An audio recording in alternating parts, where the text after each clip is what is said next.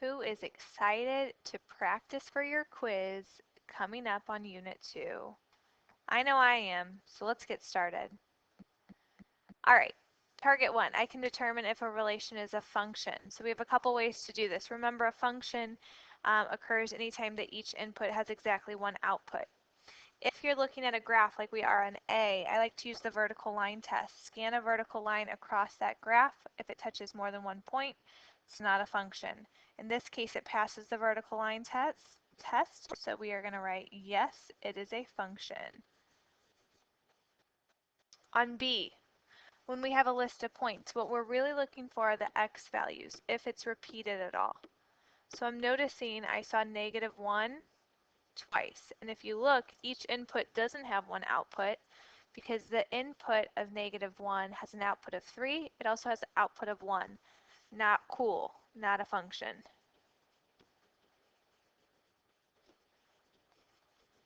All right, and then on C, we're going to complete this table to make it a function.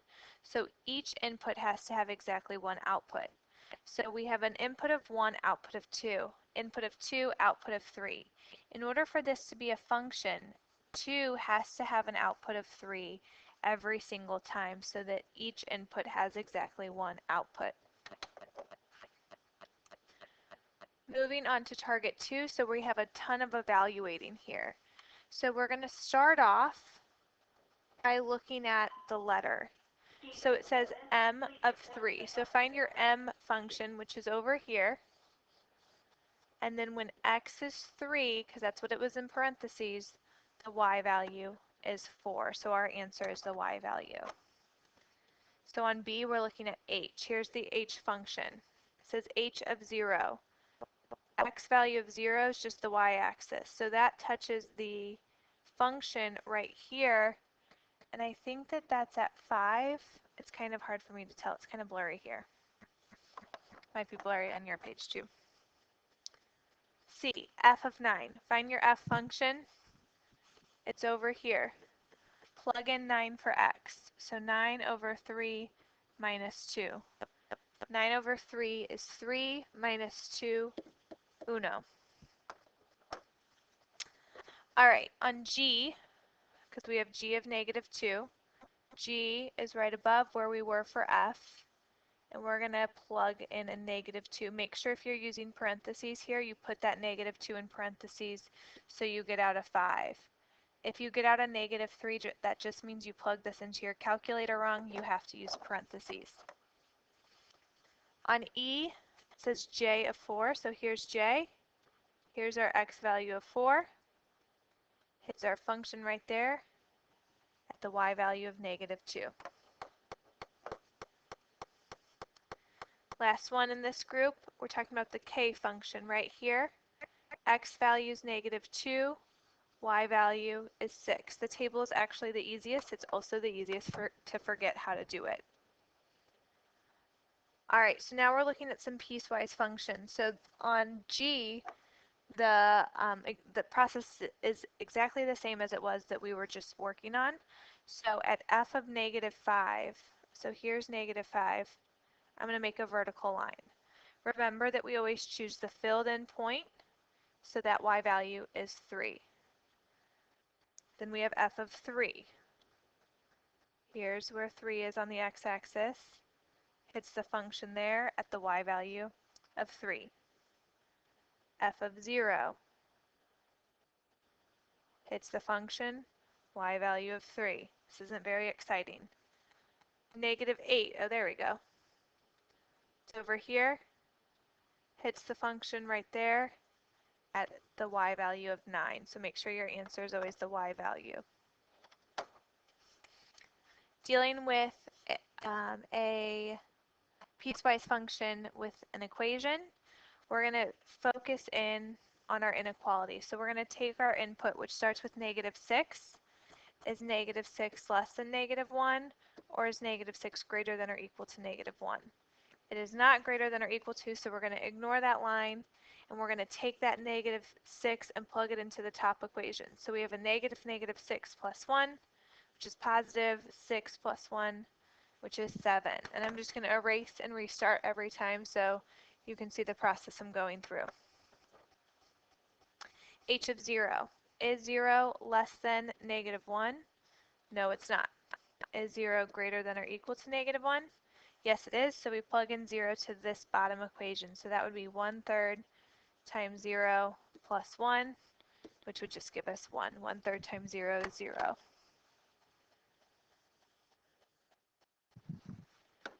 H of negative 1 is negative 1 less than negative 1? It sure isn't. Is negative 1 greater than or equal to negative 1? It sure is. It's equal to. So plug it into the bottom equation again. So that would be negative 1/3 plus 1, so I believe that would be 2/3. Last one, h of negative 3. So is negative 3 less than negative 1? Yes, it is. And you can test it down here. It's only going to be true in one of these. Oop, that's a 1. And that's not true. So plug in a negative 3, negative 3 plus 1. Again, make it positive, so that's 4. On to the second page. We are going to determine if we are dealing with a linear, absolute value, or quadratic function. So, I always like the ones from the graph. So this would be linear, it's a line. This is a V shape, absolute value. Now from an equation, we have absolute value brackets. So this has to be absolute value. Our next equation has x squared. Got to be a quadratic. Now let's slow it down a little bit as we look at the rate of change going into the tables, because this can be easy to make a mistake. So 2 to 1, you're subtracting 1. 1 to 2, you're adding 1. 2 to 3, you're adding 3. This is a non-constant rate of change, so it's a quadratic. It kind of looks like a absolute value function to start with. All right, 8.5 to 6.5, that is minus 2. Minus 2, so this looks linear, but look, it says plus 2. So it's all 2's, but it has a plus and a minus, so this is absolute value. If those had all been minus 2, then that would be linear. So you got to be careful. Moving on to solving absolute value equations. So the very first thing you're going to do is get your absolute value brackets by themselves, which they already are on A. So then we're going to create two equations. Take what's in the absolute value brackets, set it equal to the positive and also the negative answer, and then solve both equations. So I get x equals 1. So remember this one has two answers, or could have two answers. Negative 11. So on B, we've talked about before how maybe dividing by a half isn't the most efficient way to do what we need to do. So what I like to do, instead of dividing by half, I multiply by the reciprocal, which would be 2. And that gets rid of it still. So we have the absolute value of x plus 2 equals 8. And then I'm going to create the two equations. So x plus 2 equals 8. And x plus 2 equals negative 8. And then solving both of those equations, I get x equals 6. And over here, I get x equals negative 10. And you can plug your answers back in to make sure they create a true statement. If they don't, you know you've made a mistake. It's a great tip for your quiz. Continuing on with solving absolute value equations on the next page. So we got to get this absolute value bracket by itself, so I'm going to add 2. So I have 3 times the absolute value of 2x plus 3 equals 12. And now I'm going to divide by 3 to get rid of that. Notice I never distribute with the absolute value brackets. All right, now two equations. 2x plus 3 equals 4. 2x plus 3 equals negative 4. And then solving, so I have 2x equals 1. If I divide by 2, I get x equals 1/2. Totally fine to get fractions. I'm going to subtract 3, 2x equals negative 7. So x equals negative 7 halves. And then our last example for this target, we're going to add 6 over. So the absolute value of 5x minus 1 equals 4. And two equations. 5x minus 1 equals 4. And 5x minus 1 equals negative 4. Solving both of these. So 5x equals 5, which means x equals 1. And then over here, if I add 1, I get 5x equals negative 3. Divide by 5. X equals negative 3/5. That's a negative in there.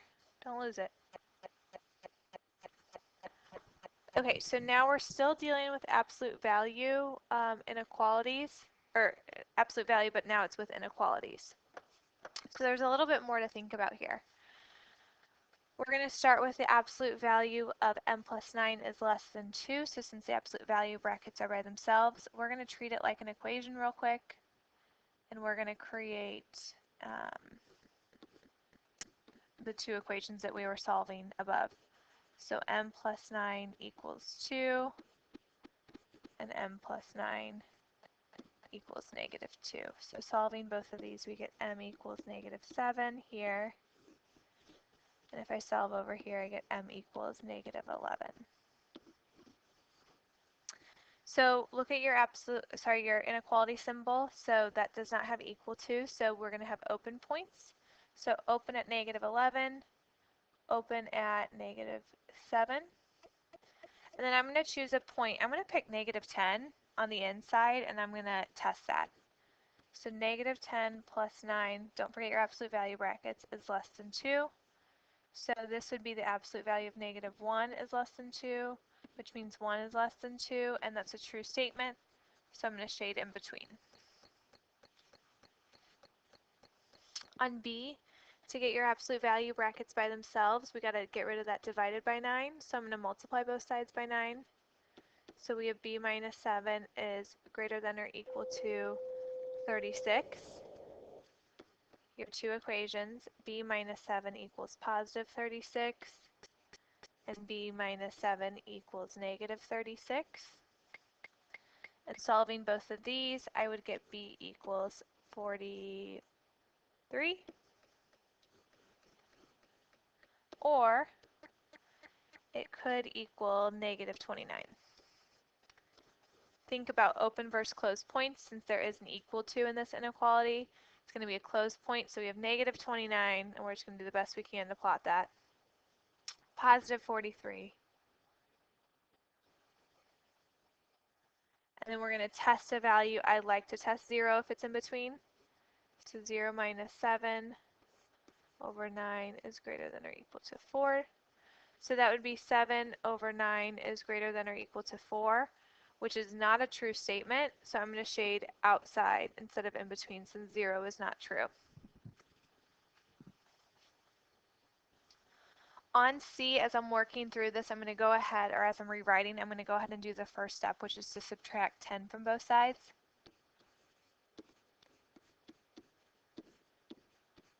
And that would be 64 if I subtracted 10. Now I'm going to divide by negative 8. And just like when we were doing equations with inequalities in our last unit, if you divide by a negative, you have to flip the sign. All right, now that's really important because if you think here, what we have in absolute value brackets has to be positive. So we're saying a positive number is greater than or equal to negative 8. Well, that has to always be true because a positive is always going to be greater than a negative. So this is an example of all real numbers, and I need you to shade in your entire number line. On D, as I rewrite, I'm going to go ahead and add the 8 over. That will be negative. Nope, I added wrong.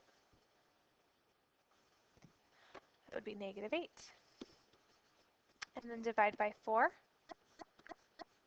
So I get the absolute value of 7 plus 9p is less than -2. So again, just think about this like we did on the last one. So this is a positive number because it's absolute value. Is the positive number ever going to be less than -2? That will never happen, so this is a no solution, and I'm not going to shade anything on the number line.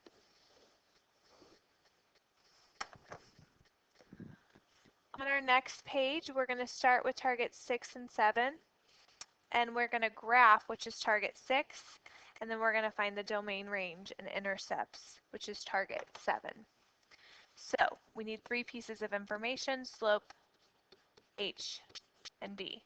Slope is in front of the absolute value brackets, it's -2. H is always opposite, so it's +4. V is 3. So the vertex is at 4, 3. I'm going to start there on my graph. With a slope of -2, make sure you're opening downhill, going down 2 over 1. And I knew this question was going to ask me for the y-intercept. That's why I kept the points going to see where it crossed the y-axis. So the domain here is all real numbers. It's going to go forever to the left and right. The range, the very highest y value is 3, and it goes down from there, so y is less than or equal to 3.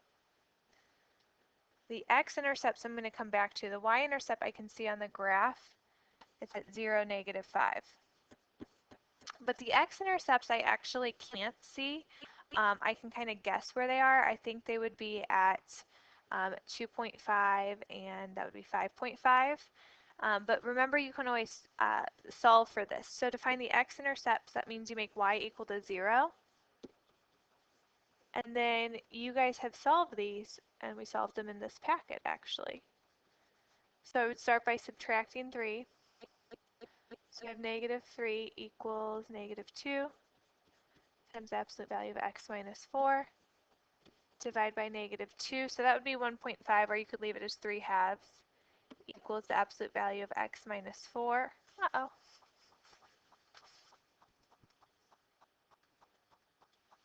Let me rewrite that. 3/2 equals. And then make 2 equations. So we have x minus 4 equals 3/2, and x minus 4 equals -3/2. And then if you add 4 over, that would be 4 plus 1.5, which is 5.5. And I know I'm running out of room here, it's really scrunched. And then if I do 4 plus -1.5, that would be 2.5. So my original guess was correct, but you can always solve for these if you're uncertain. So we have 2.5, 0, and 5.5, 0. A problem took over. All right, so again, just going back to the graphing, we need to know m, which is 1/2. H, make sure you flip the sign so it's -2. V is -4. So our vertex is at -2, -4, right here. The slope is 1/2, so up 1 over 2. Make sure it's opening upwards. And again, I know it's going to ask for the x and y intercepts, so that's why I'm just continuing those points so I can find them, or just see them. Domain, I'm going to go forever to the left and right. Range, the lowest value is -4, and it's going to be equal to or greater than that. The x-intercepts I don't have to solve for because I can see them clearly on the graph. They're at -10, 0, and 6, 0. Oh my goodness, why does that keep happening? All right. -10, 0. Just keeping me on my toes. And 6, 0. And the y-intercept is at 0, -3. Found all that from the graph. I didn't need to solve that time. And then our last target, target 8, is writing the equation. So again, I'm going to write the equation down here, but this is the one we're filling in. So we're finding the same 3 pieces of information that we found above, but we're kind of working backwards. So I always start with the vertex, which is at negative 8, 6. So h is negative 8, v is 6, and then you can calculate the slope from there. I'm just trying to find whole points. So I think it for sure goes through there and there. Is that right? So down 3 over 4, down 3 over 4. Yeah, that works. So negative 3/4. And then filling that in here, we have y equals negative 3/4 times the absolute value x plus 8. Make sure you flip that sign, plus 6. And then our last problem on our quiz review, just new numbers here. Our vertex is at 2, negative 9.